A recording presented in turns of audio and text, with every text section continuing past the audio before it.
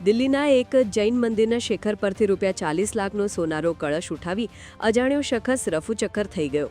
ઘટના ઉત્તર પૂર્વ દિલ્હીના જ્યોતિનગર વિસ્તારમાં આવેલા એક જૈન મંદિરની છે, જેના શિખર પરથી અંદાજે ₹40 લાખ રૂપિયાનો સોનાનો ઢોળ ચડાવેલો કળશ કથિત રીતે ચોરાઈ ગયો.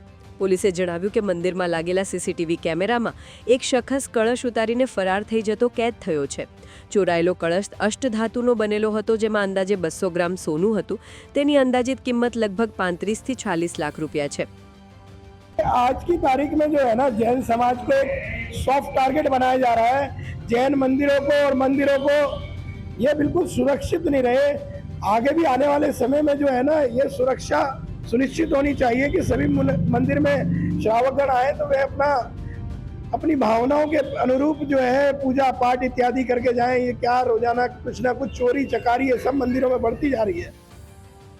મહત્વનું છે કે આ પહેલા 3 સપ્ટેમ્બરના રોજ પણ દિલ્હીના એક જૈન ધાર્મિક કાર્યક્રમમાંથી સોનાની 3 ધાર્મિક વસ્તુ ચોરાઈ હતી, જેની અંદાજિત કિંમત લગભગ ₹1.5 કરોડ હતી. ત્યારે છેલ્લા 2 મહિનામાં દિલ્હીમાં જૈન અનુષ્ઠાન સામગ્રીની ચોરીની આ બીજી ઘટના છે.